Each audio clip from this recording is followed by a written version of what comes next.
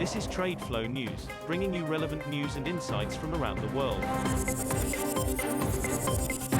TradeFlow News, enabling trade for SMEs and economies worldwide. These are some of the key topics that we will be looking into in today's program.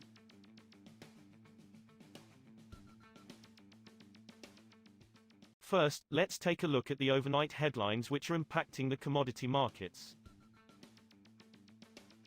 India may build new coal-fired power plants as they generate the cheapest power, according to a draft electricity policy document seen by Reuters, despite growing calls from environmentalists to deter use of coal. Coal's contribution to electricity generation in India fell for the second straight year in 2020, marking a departure from decades of growth in coal-fired power. Still, the fuel accounts for nearly 3/4 of India's annual power output. Environmental activists have long rallied against India adding new coal-fired capacity.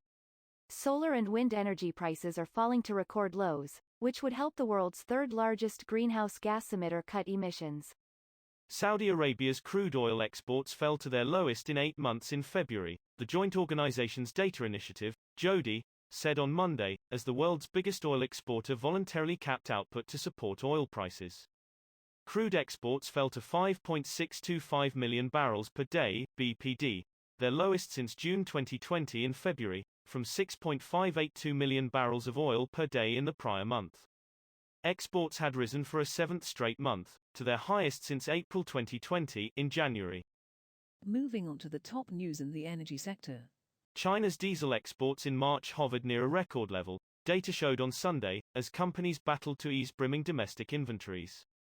Diesel shipments totaled 2.81 million tons last month, versus previous monthly record at 2.83 million tons in March 2020, data from the General Administration of Chinese Customs showed.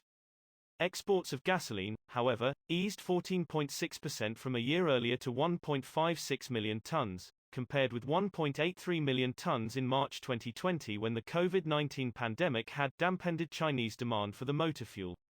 Ukraine could face diesel shortages in May because of planned maintenance at the Belarus Mozyr refinery coinciding with a break in supply from Russia's Rosneft, 5 trading sources told Reuters on Monday.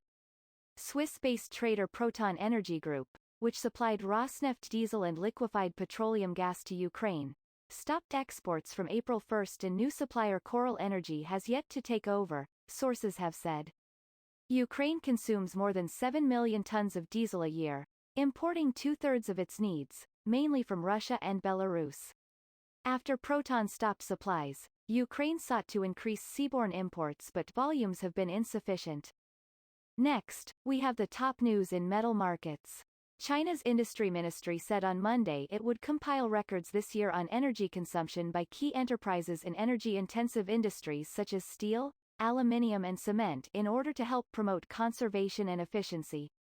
These will include details of production and capacity in 2020 and total energy consumption, broken down into coal, natural gas, electricity and renewable energy, a Ministry of Industry and Information Technology document showed. The move comes as some aluminium smelters in Inner Mongolia have reduced output to meet regional energy consumption targets, and top steel city Tangshan called for production cuts of 30 to 50% at most of its long processing mills this year to help China meet its goals of peaking emissions by 2030. Early last year, Darren Lewis paid $800,000 for a hardware store in a tiny Arizona town where mining giant Rio Tinto plc hopes to build one of the world's largest underground copper mines. Rio buys materials from Lewis's Superior Hardware and Lumber for its Resolution mine site, accounting for 1/3 of the store's sales and helping to keep it afloat during the coronavirus pandemic. But U.S. President Joe Biden put the mining project on hold last month in response to the concerns of Native Americans who say it will destroy sacred land and of environmentalists who worry it will gobble up water in a drought-stricken state. We will now look at the top news in the agricultural sector. Russian wheat export prices rose for the second week in a row last week due to higher prices in Chicago and Paris, analysts said on Monday. Russian wheat with 12.5% protein loading from Black Sea ports for supply in April was at $248 a ton free on board, FOB, at the end of last week, up $1 from the previous week, IKAR Agriculture Consultancy said. Sovcon, another consultancy, said wheat prices rose by $3 to $247 per ton, while barley was steady at $233 a ton. That is all for today's news on commodity markets. Stay tuned to TradeFlow News as we continue to provide you with more updates.